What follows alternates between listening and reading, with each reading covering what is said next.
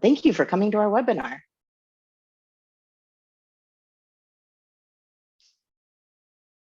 I see Isabel and Sonia. Thank you for joining us.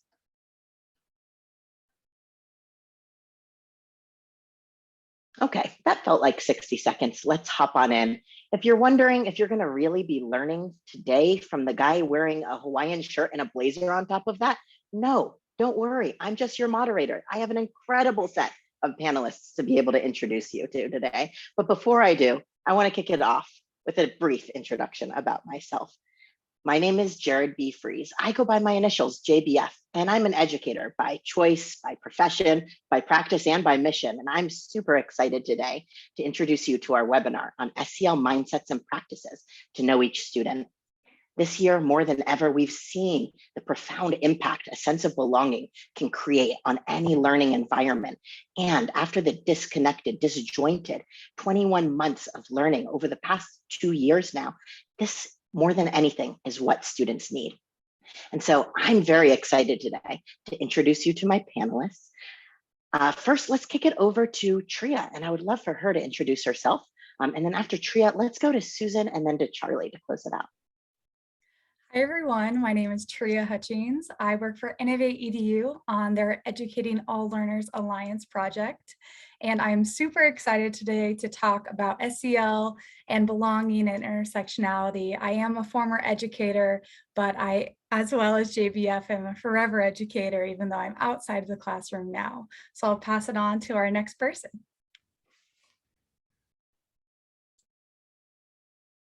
Okay, why don't we pass it over to you, Susan? Do you mind introducing yourself? Not at all. Hi, everybody. I'm Susan Minkle. I work at Gradient Learning on a new product that we have called Along. Just like Tria, I am a forever educator.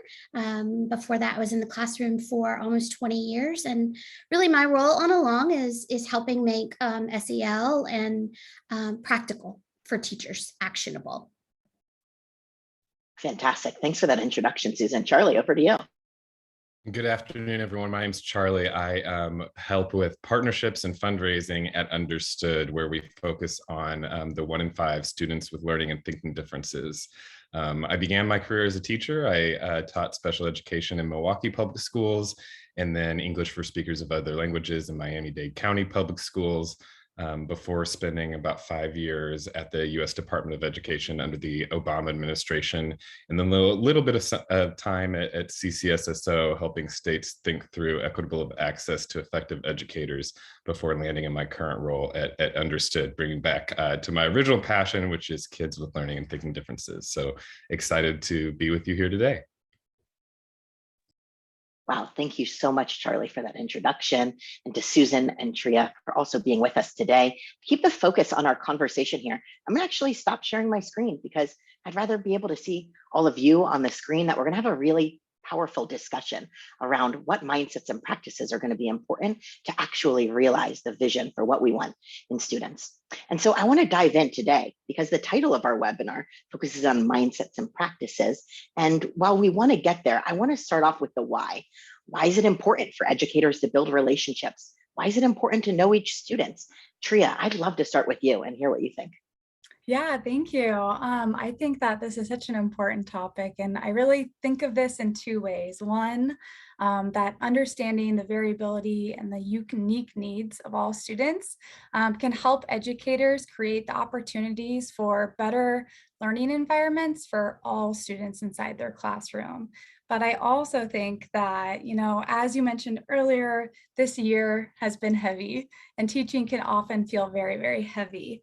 And getting to know your students and getting to know the unique aspects of what makes them them can create spaces in your classroom for honesty and empathy and a little bit of fun and silliness a lot of times. So I think this is a really great opportunity there too.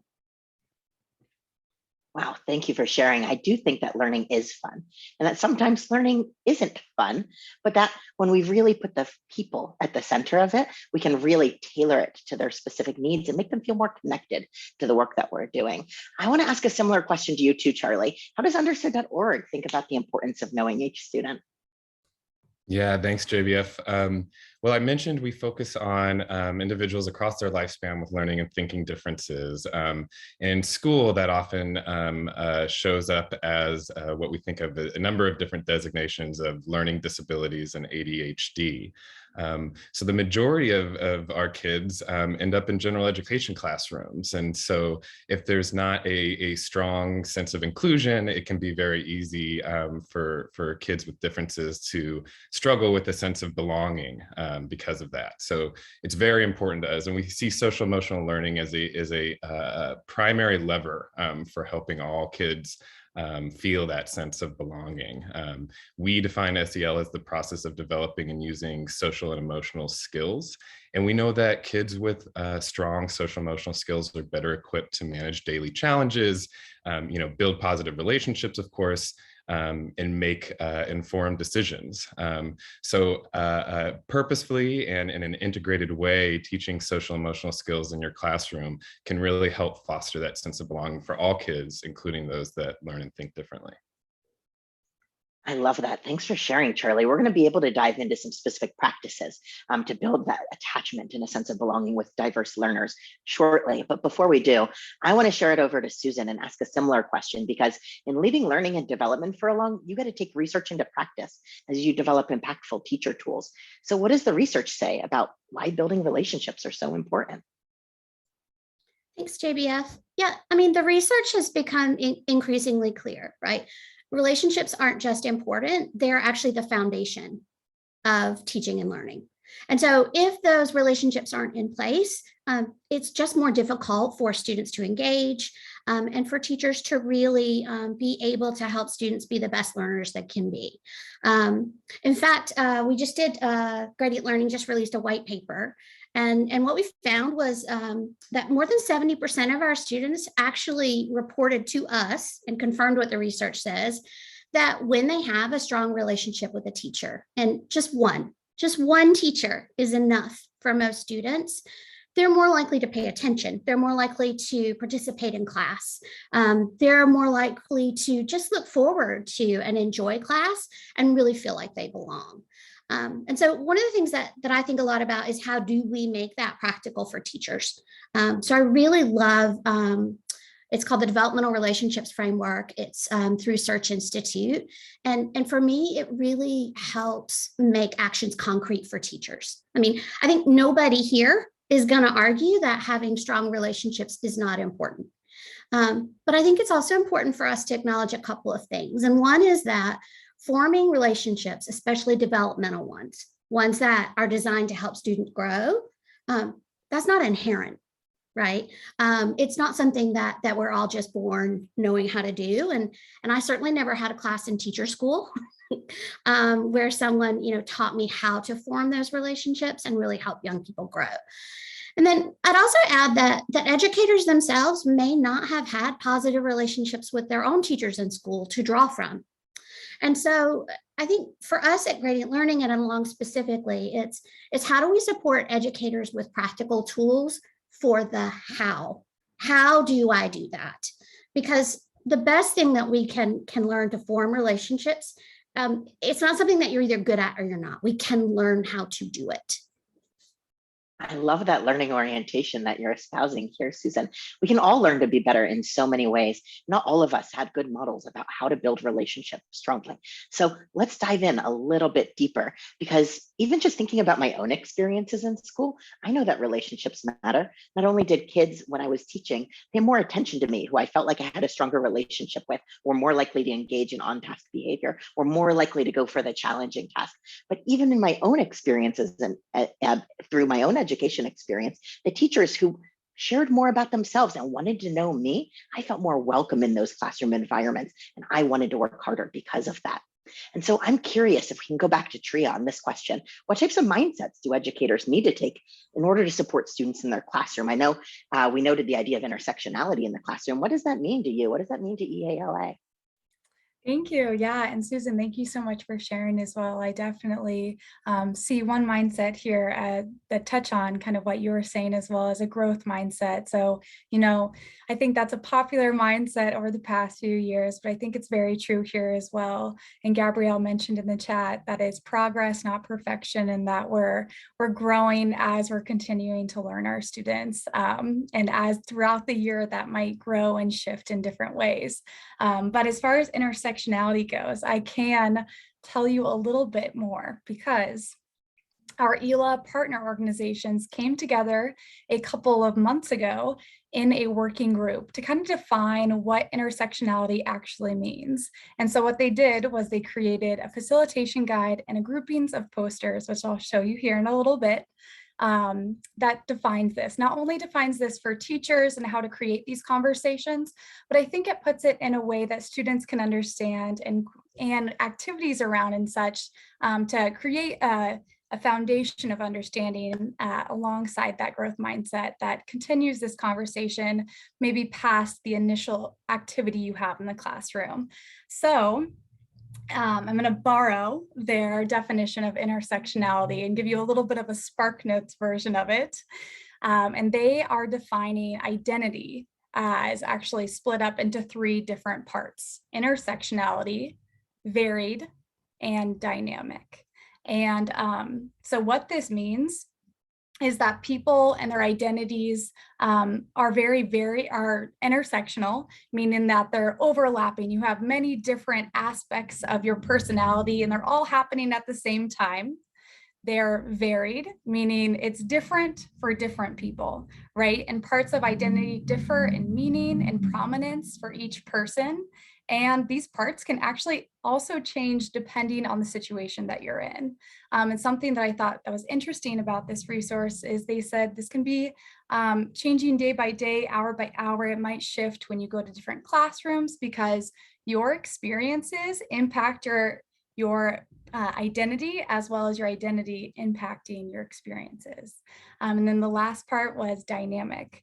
And so identities are dynamic, meaning that they're not set in stone. They're constantly shifting and changing.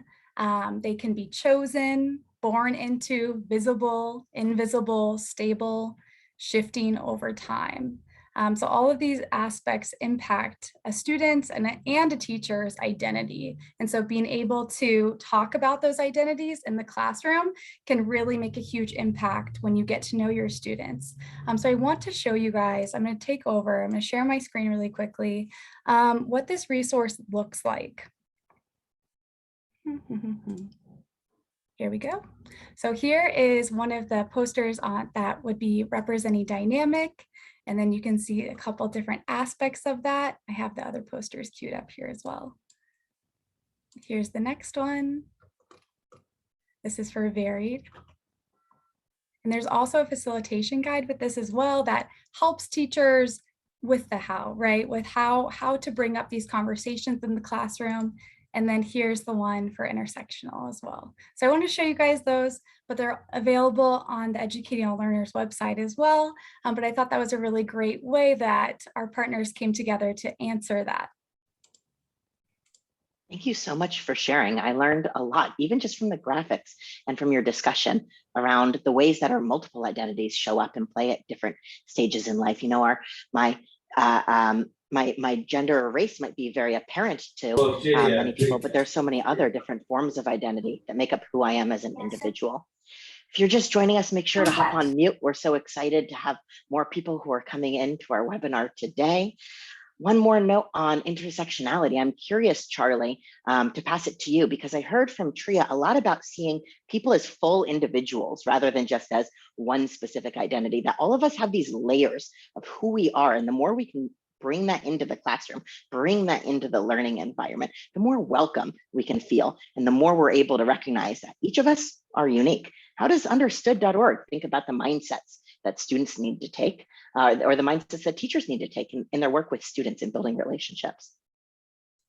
Yeah, thanks, JVF. Intersectionality is extremely important for us at Understood. So first, because we focus on individuals with learning and thinking differences, We know, especially as I mentioned, when these students show up in general education classrooms, we don't want either their difference to be ignored or misunderstood.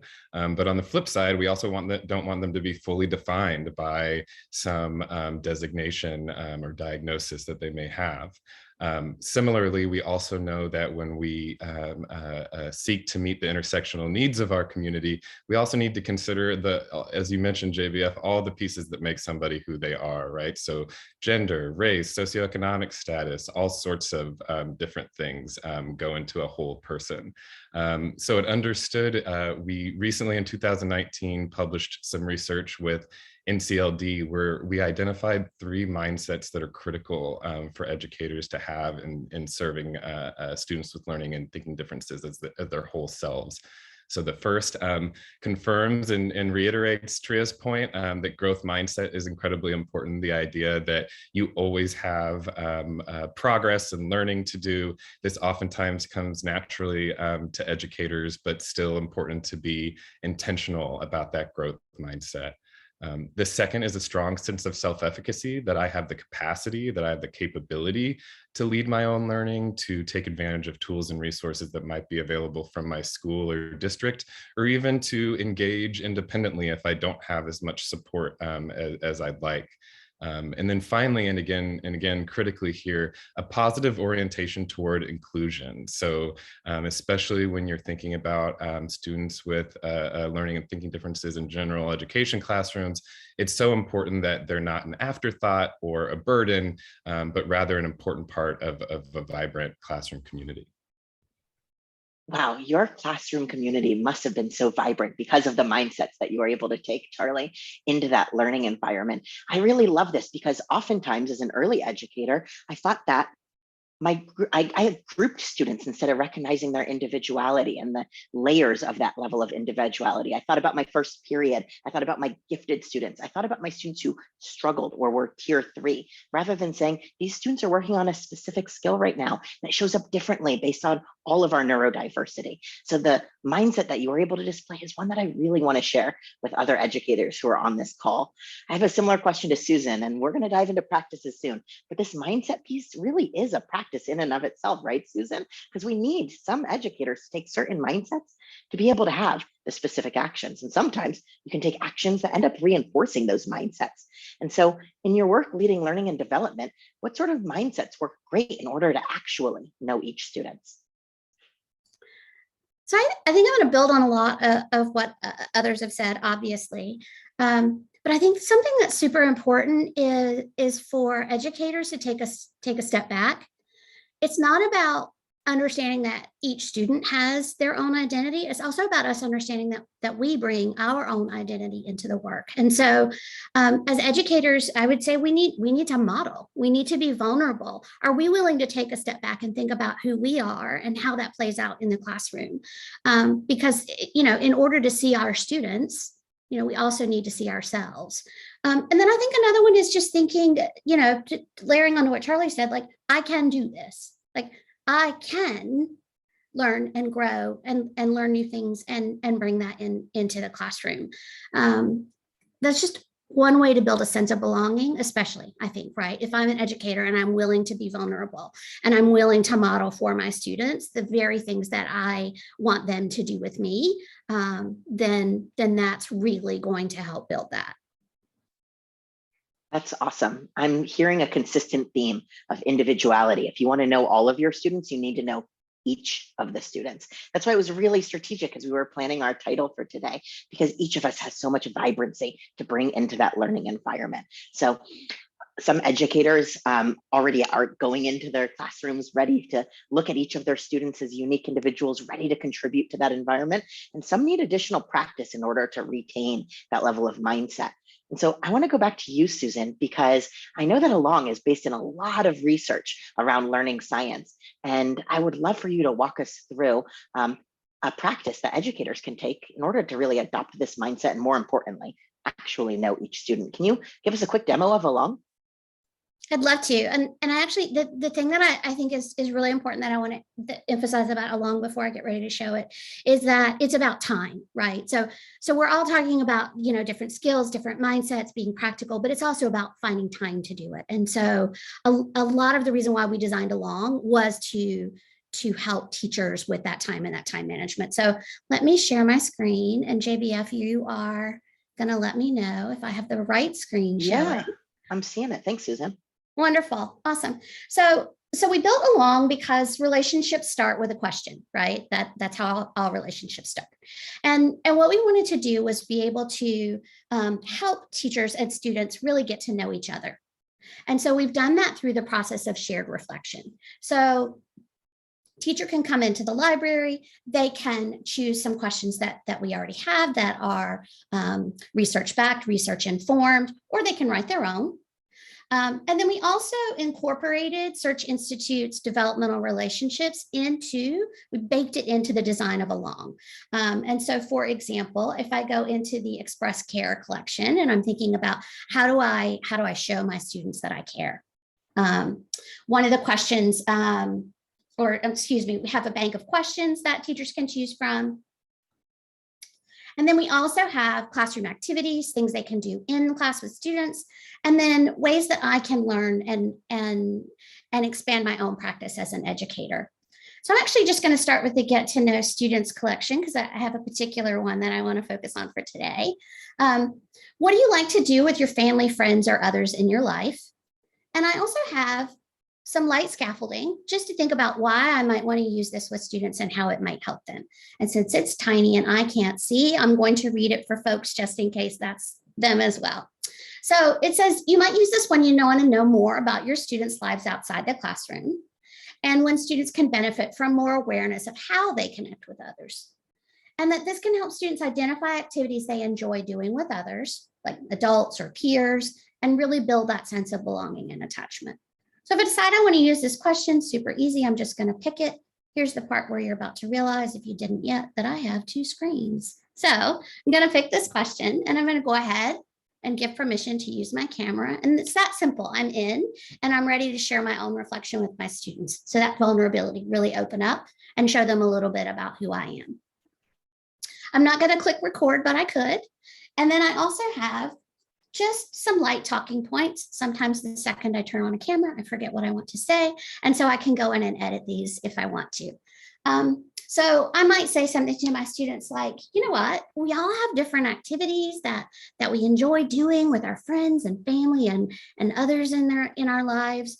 In fact, I really enjoy the process of cooking, cooking with my family and then eating a meal. And I know everyone loves cooking and eating, but for me, it's that process of having my family there and doing it together. In fact, that's why Thanksgiving is my favorite holiday. What about you? What's an activity that you enjoy doing with others? I'm excited to hear. Then I could go ahead and just send that recording to my students. They would see a preview. And I can send it to all of them, or I can send it to one or two. Maybe there's a reflection question that I just want to talk with Tria and with Jared about. And that's fine. I can do that. And then I can send it now, or I can think about, you know what, guys? Every Tuesday, just look forward to a reflection from me. And I can schedule that to go out on Tuesdays. Schedule to send. Then when I get ready to watch my students' reflections, I can see them all in one place. As you'll see, my students can send me just an audio. If they're not comfortable turning on the camera, that's fine. They can send me a video if they'd like to turn on the camera and reflect back to me. And they can also just type a text reply. I can quickly let them know, hey, thank you so much for sharing with me. I can even take some notes out to the side just for me if I want to kind of take note of what I've learned about particular students. And I think, Jared, my favorite part about this is that it allows me to have a one-on-one connection with each of my students in a way that takes away from that peer pressure. So students don't see each other's. I'm the only one that sees them. And so we can really open up and get to know each other. And I think about how I can bring that into the classroom and how it changes the conversations that we have in ways that are impactful for students. Wow, thanks for giving us a deeper dive into a bunch of different practices that I heard. It reminds me of the composition journals I used in my own classroom, Susan, where I had students write back and forth to me in like a dialectic dialogue fashion. And doing so with video and audio is just going to be so much more engaging to capture young learners' thoughts and feelings. That go beyond academics. So I'm excited that you are all providing this dedicated space for students and teachers to really get to know each other through this. One of the things that I'm hearing from everyone is about not just the importance of these relationships, but that there are certain practices that are going to help us build the mindsets and the outcomes of making sure that students are the ones who feel seen and known. And so I want to pass it back to Tria, because I know that ELA recently published a case study around building relationships with diverse learners. So let's zoom in just to that specific community. What did you all find out in working with that teacher? Yeah, thank you so much. Yeah, this case study was a great one. I'm excited for you all to read it. If you have not already, we've gotten lots of hits on people viewing and reading those on the ELA library, so that's exciting to see. But this case study took an inner look at a very impactful 8th grade teacher in Michigan. And I wish I was a part of her classroom. It seems like a fantastic classroom. But Laura Tollis in this case study just provides a little bit of a glimpse into the support systems that she has integrated into the daily life of her classroom. So she provides specific examples and strategies that have been successful when she's been connecting with her students, as well as details for how she creates space for students with specific disabilities or learning disabilities, learning differences, and how she connects with them, as well as some specific examples of those. So it was a really great one to read.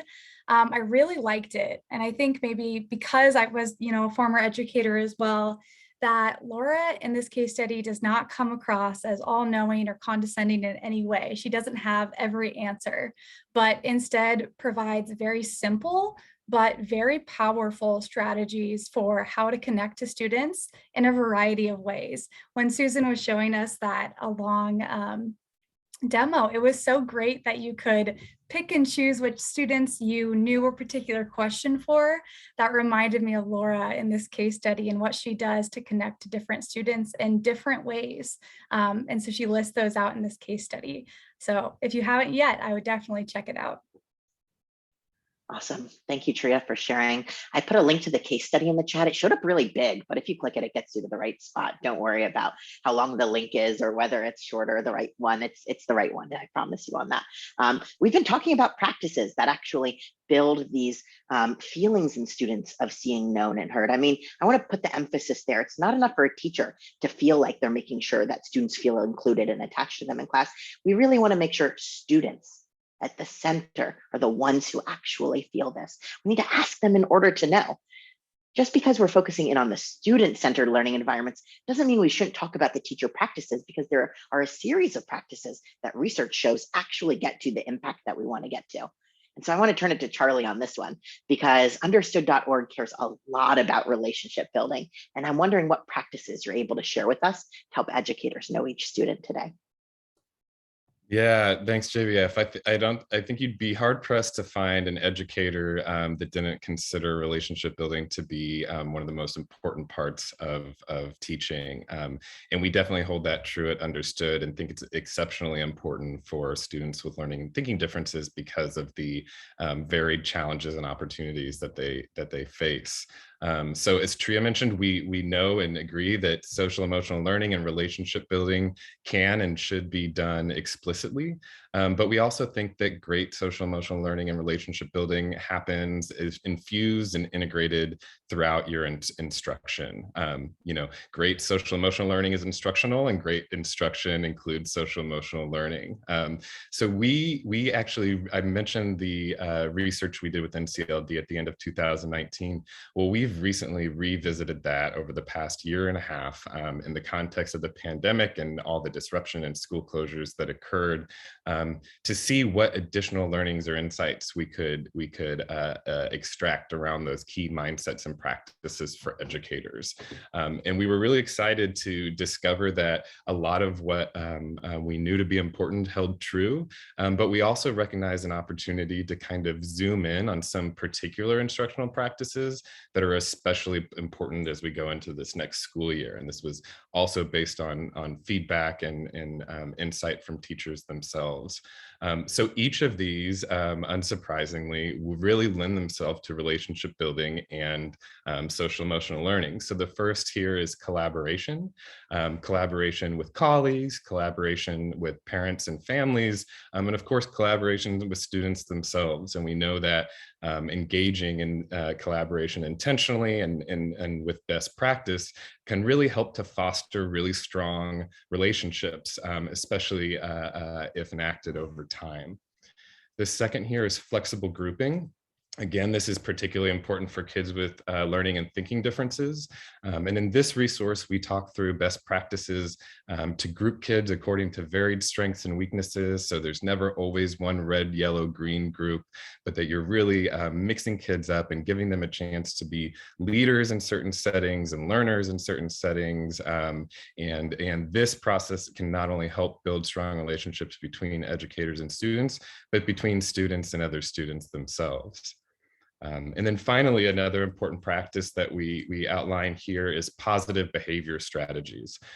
So we know that social emotional skills and skills for relationship building are not necessarily innate, but they can certainly be taught. And we know that positive behavior strategies are a really helpful tool in helping kids learn the right thing in all sorts of ways, but including as they develop relationships with one another and with their teacher. So encourage you to check out these briefs, and I can assure you that they are quite actionable with activities and things that you can apply in your classroom starting today.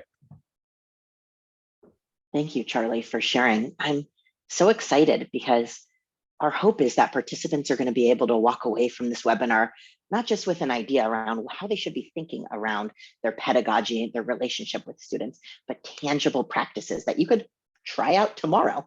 One of the great things about all of the different practices that we've been sharing, all of them are free. You don't need to run a donor's choose to be able to implement along. It's a free teacher tool. You can read the case study from Laura Cullis and implement some of her strategies like meme sharing with your kids tomorrow. You can read the briefs from NCLD that Charlie just dropped into the chat and have tangible strategies like flexible grouping that with a little bit of lesson planning, you could implement pretty quickly. And so I want to close out with one final round, and then we'll open it up to questions. And I'm going to even hope that people who are watching from their couch, from their desk, wherever you're watching today, I'm hoping that you can hop into the chat and share a practice of your own. Just one thing an educator can do today that would help them to get to know each student, because collectively we have so much knowledge and we want to draw upon the full group. So if you feel comfortable, think about just one practice that an educator can do today to help them get to know each student. I would love for you to put it into the chat while I ask our three panelists today to share out their one practice to get to know each student. Why don't we go in the same order as the introductions? Let's go to Tria, then we'll go to Susan, and we'll close out with you, Charlie. Yeah, thank you. I feel like I've also come away today with so much learning. So I want to thank you all as well.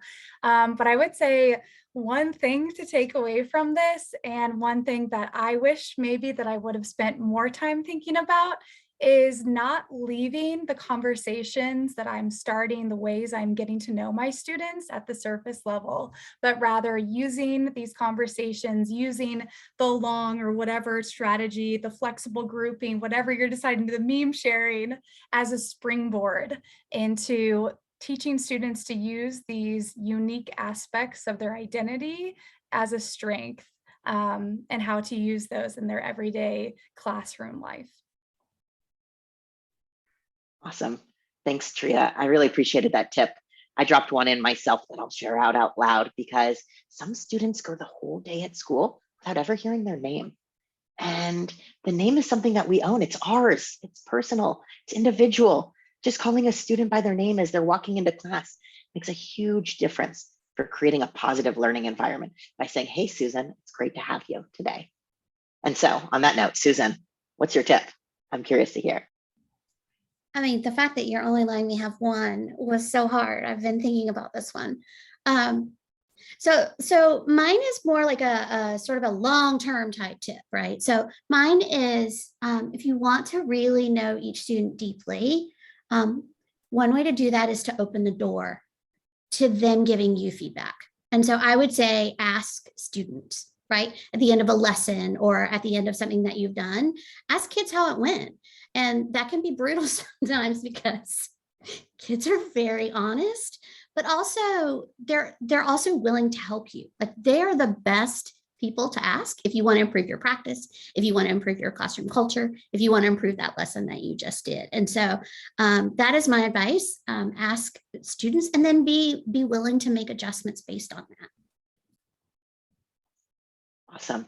Thank you so much for sharing that, Susan. It might seem intimidating to ask for students for feedback, but that's really you incorporating them in the learning process. We want education not to be done to students, to communities. We want education to be with students and for them. That practice really enables us to make that happen. Charlie, you want to close us out? What's one tip that you'd give to everybody in the room? If they could do just one thing to know each student, what would it be? Sure. I might cheat a little bit and do a two-part tip. So the first thing I'd say is, always keep top of mind that behavior is a form of communications. So oftentimes when students are acting out or displaying behavior that is not ideal for the setting or context, they're trying to tell you something. And that's particularly true of kids with learning and thinking differences. So part one would be to really lean into that and try to figure out what those kids are trying to tell you and how you can respond. Part two, I think, is one of the best tools to do this is through social emotional learning. And I would encourage you to think of it from the outset as something that's infused into everything that you do, not something that's extra or just done naturally because you're a great relationship builder, but something that you're intentional about and really get the full benefit of. So to help that, I'm dropping into the chat here 5 myths about SEL to help get your wheels turning about the breadth of possibility. Awesome.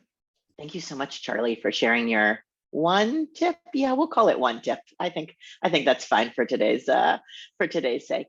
Thank you all for joining. I know that I learned a lot, just like Tria, that if I was able to be in the classroom again tomorrow, I would definitely take some of this advice and some of these new mindsets to heart. If anybody has a question that they have that's burning, that you'd love to ask our panelists around mindsets and practices to know each student, around social emotional learning, we have a wealth of expertise on our panel that I would love to leverage over our last few minutes before we close out officially. And if you don't have a question, that's okay. We're going to be reaching out via email after this to share a lot of the relevant resources that we've included into the chat today. We want to just thank you for your engagement. We want to thank you not just for showing up today, but for wanting to be better for your students and wanting to prioritize knowing each of them. Being able to do so is going to be able to create that vibrant learning community that we started talking about as we dove into the idea of intersectionality, one in which all of us feel welcome and all of us are ready to learn. That's the vision that we all want for all of our classrooms. So the fact that you're ready to dive deeper into that is already a big win in my book.